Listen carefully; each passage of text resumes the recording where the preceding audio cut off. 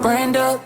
It's very important to think outside the box when it comes to these, especially if it's a mom and pop shop, especially if it's a local brick and mortar store. And these, a lot of times these are called boring businesses, but this applies literally online as well to any kind of service that you are thinking. You always have to remember, at the end of the day, what really matters is the clientele, is the customer's base. Brand up. What's up, podcast listeners? First of all, I want to say thank you for listening to the show and also let you know that I have some exciting news that I don't want you to miss. I'm thrilled to introduce the Brand Up Podletter, which is technically my podcast and newsletter all in one. And you can sign up completely for free at www.thebrandupshow.com. And by subscribing to the Podletter, it actually sounds pretty cool. Podletter. You'll be the first to know when a new episode of the Brand Up Podcast is released. You'll also get exclusive access to all my upcoming guests, behind the scenes in my own business, live Q&A, plus a free Brand Up training, which will walk you through exactly how to start building your own personal brand online while you generate customers for your own business in a predictable and efficient manner. So I hope to see you in your inbox. www.thebrandupshow.com. Brand up. Believe it or not, the best and fastest way to grow your business, it's actually not through paid ads, it's not through content marketing, it's not even through funnels, website, or SEO, or none of that stuff even combined. And this stuff coming from me, if you've been listening or following my content online, you know I'm a big proponent of, paid ads and content marketing and funnels and things like that. But it's not the fastest and the best way to grow your business. In my opinion, the best and the fastest way to do that is through actually acquiring another business, whether it's your competitor or one of your competitors, or just another company, maybe in a different state, or even if it's, if we're talking about a local brick and mortar business, it might be a complementary business that just has the same type of audience that you might have. So I'm going to give you the example that I've been through because I feel a lot of people can learn from it and also understand the opportunities that might be around yourself, around your business, and you might not even be aware of it. So my first business, it was a brick and mortar moving and storage company. So within the first 2 years or so, the company was generating roughly around $1.5, $1.6 million. Again, this is gross revenue, right? And it was mainly through a small 3-page website, which was on WordPress, but the main traffic was actually a Google AdWords campaign. It was a combination of 2 campaigns. And all that traffic was going to an actual landing page. There was not, it's not one of those 3 pages of the WordPress website. So, is it possible to build a company, a 7-figure type of operation with just Google Ads and a landing page? 100% yes, right? But then what happened was, out of the blue, a guy that I've known for a while, but I cannot really say that we were really close friends. We were just kind of saying hi to each other once in a while when we were meeting. He reached out to me and said that he's looking to exit his company. His business was roughly around 30 minutes away from the place that my company was operating. So he had a couple customers that were already in storage. They were paying for the storage on a monthly basis, so his recurring revenue coming in. But his idea of exiting was to sell the truck, to also sell the equipment, to sell the website, the phone number, and everything as a package, right? The problem was the entire amount that he was, I can't remember exactly what was the full amount that he was asking for, but it was roughly around close to $20,000, if I'm not wrong, 15, 20K, something like that, including the truck, of course. So it was the vehicle that carried most of the price kind of value in his eyes. And I said, because I've done it in the past when I acquired another truck, but that truck that I bought came without employees. The guy was selling a similar deal, but it was a much smaller deal, and the company was not actually as established as this one that I'm talking about now. So I looked a little bit. I think the email list had roughly close to like 3,000 or 4,000 leads and a couple hundred paying customers. So people that have purchased from this business within the last 4 years or so, right? So I looked at it and I said, look, I'm not really interested in buying any equipment. I'm not really interested in buying the truck at all. So none of the tools that were coming in the actual package, none of the, again, nothing that belonged to the truck. I wasn't interested in any of that. What I was interested in was the website, the phone number, and access to the email list, because they were not using a CRM. The emails, so when you go on a website and you request a quote, name, email, phone number, you have a WordPress contact form. So that email goes into a database, and then from there you kind of have to scrape it out to be able to download the entire list. So it was a little bit of work over there. But anyway, I said I'm only interested in the website, the phone number, and the access to the email list of both leads and buyers. And he said, okay, give me about a day to think about it. He reached out to me next day and said, I'm looking to offer the website, the phone number, and the email list for a total of $2,000, because the truck was supposed to be sold on its own separately. And of course I said on the spot, yes. Then the deal was done pretty much, I think it was later that day or so. So what happened was, and this is a perfect example for all of you guys that are involved in a service-based type of business. Over the next 2 years, that investment of $2,000 brought more than $200,000 to $250,000 in gross revenue. Again, without any paid ads, because these people were already buyers that have purchased services from this company within the last 4 years. So it was a loyal audience of people that have spent money. And then plus on top of that, there were the people that became leads over time, but maybe they didn't buy, things like that. What happened was, even to this day, that email list and that website is still bringing on leads pretty much for free. And if you're thinking about it, I mean, I'm a marketer at heart, right? Like I love and I geek out on all of this paid ads and follow-ups and funnels and things like that. But I do not know any kind of platform that would allow me to spend $2,000 and get a return of, $200K plus on the back end. It's just paid advertising doesn't work this way. It just doesn't, right? So I want to give you a couple examples, because I do believe that a lot of people could benefit from this, especially, and more importantly, this applies to the service-based industry. It doesn't really apply. I mean, of course, it applies to e-commerce too. Actually, I have an example of e-commerce in here too. So let's assume you own a residential cleaning company. You can acquire a commercial janitorial company, right? Because again, the offices that might be buyers of services from the commercial accounts could also become customers in the residential area, and vice versa, right? Because now a lot of people might not know that you offer commercial services too. Let's say you own a marketing agency.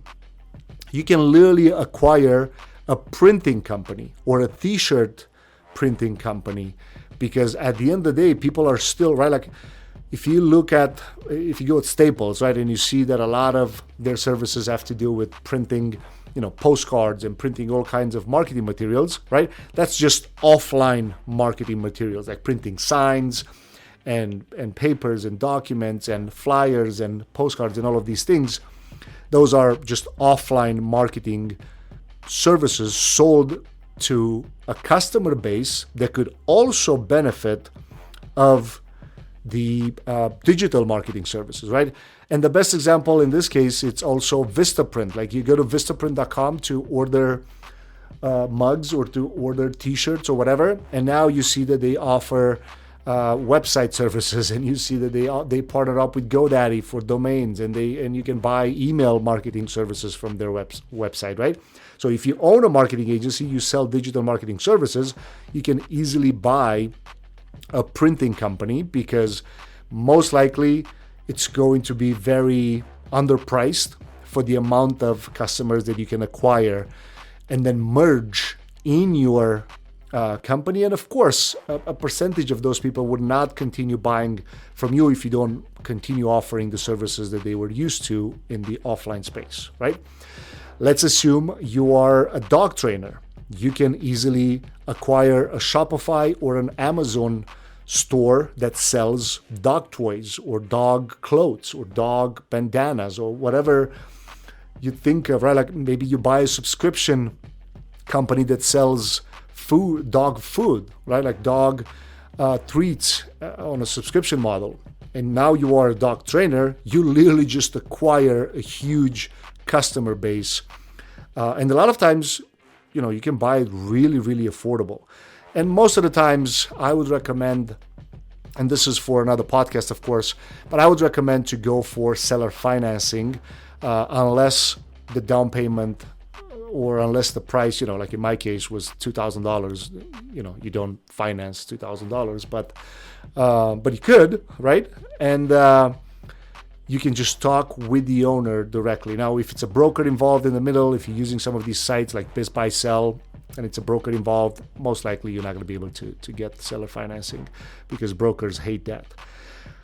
Let's assume you own a spa salon. You can buy a nail or a hair salon, right? Again, it's the customer base that could benefit from whatever you're actually doing. And it's funny because a friend of mine that was a realtor, and I posted this idea that I had, and that's how this podcast episode pretty much came along because a lot of people engage with it. A friend of mine here in Boston that he's a realtor, he said, Marian, what should I buy if I'm a realtor? And I answered, well, in that case, can also be an old school mom and pop full real estate brokerage office, but you don't have to buy the entire business. You can just pitch the fact that you only want to buy the website, phone number, access to the email list. Because again, a lot of times, especially mom and pop shops, they don't even think of their data being valuable. They value more the fact, like in this case, the brokerage office or another real estate office might value the fact that their office is located in a really busy street on a high foot traffic area, and at the end of the day you don't really care. So and then another option would be when you hear, if you're a realtor, you hear maybe an agent that's in the process of retiring, maybe talk with that person and buy access to their email list. If they're really old school and they don't use any kind of CRM, even if you buy the actual email list, like you buy the Gmail address or whatever email service they're using, you can literally buy that, and then you find a way to structure the exit of that person, the retiring process, by sending an email to introduce, like, hey, I partner up with this person, or this person is continuing servicing my customers, offering still, my services, premium services, however you want to word it on your way out on the exit. But it's very important to think outside the box when it comes to these, especially if it's a mom and pop shop, especially if it's a local brick and mortar store. And these, a lot of times these are called boring businesses, but this applies literally online as well to any kind of service that you are thinking. You always have to remember, at the end of the day, what really matters is the clientele, is the customer's base. Think about if who you are serving, do you have a possibility to either acquire, maybe even if it's just a media company, like let's say, you are a dog trainer, maybe you can buy a podcast, maybe you can buy a YouTube channel from someone, right? Let's assume you are a dog trainer, like mostly like in-person type of dog training service, and you're planning to move everything online. Do a little bit of research online and see who has a dog training podcast and who has maybe a dog training YouTube channel that is not necessarily attached to a personal brand. Because if it's attached to a personal brand, like let's say it's an influencer and that person is just, or maybe the subscribers have been built with the fact that that person shares lifestyle advice and now they decided to also be a dog trainer, that would not be necessarily a great addition, and maybe that person is not even selling. But bottom line is, look for things outside the box and situations and opportunities that are outside the box but could serve the same audience with a different type of service, because at the end of the day, the same person buys multiple things. So, again, this applies to any kind of service, regardless if it's online or offline, and you can really have an insane ROI if you capitalize on the opportunity when time shines. And even when maybe you don't have the right opportunity in front of you, maybe you create the opportunity by doing some outreach to some other companies or maybe some other online assets. I'm always in the look for that type of stuff. Like, for example, my wife sells trainings in the eyelash industry, right? A lot of times, if I have a couple of minutes, I look online for some blogs in the beauty industry that might allow us to either sponsor the blog by adding a pop-up form on the blog, or maybe a link, or maybe we can sponsor some type of episode together on a podcast, things like that. Like, think outside the box all the time, because these type of opportunities sometimes don't just show up at your door. You might have to create them. So I hope you like this. Again, I keep repeating myself, but it's really an outside the box type of strategy that you can look at it. Because in my opinion, I'm really yes, I'm a marketer at heart, but I'm a business owner. I'm an entrepreneur. I'm not just a typical marketer that just runs ads and does things like that without actually never owning a business. No, I'm involved in a couple different industries, and I'll probably do a podcast explaining all of them. But I love all of this outside the box, also investing in boring businesses and real estate and things like that. And this strategy, in my opinion, and from my experience actually, has shown me the best ROI when it comes to growing and scaling a business. So I hope you enjoyed this episode. Don't forget, you can always reach out to me on Instagram with any direct questions that you want addressed on the podcast. And my IG is instagram.com/Marian V. Esanu. Or don't forget about the new pod letter, which is technically the podcast and the newsletter all in one. And you can sign up completely for free at www.thebrandupshow.com. And again, that is www.thebrandupshow.com. I'll catch you guys in the next one. Peace. Brand up. All right, guys, thanks for tuning in to this episode of the Brand Up Podcast. I hope you found this episode helpful, and hopefully you'll implement it, because knowledge without action means nothing, as we all know, right? Now, if you're inspired to build an unstoppable brand that conquers, sells, and implement a predictable client acquisition system, my Brand Up Accelerator program is here to help you do just that. So what we do inside the accelerator, it's a 9-step process. So first step is, of course, we have to do an assessment and understand exactly where your brand is at. Do you need help with implementing it within your business, or you need help with separating your personal brand from your business? I think that's really important.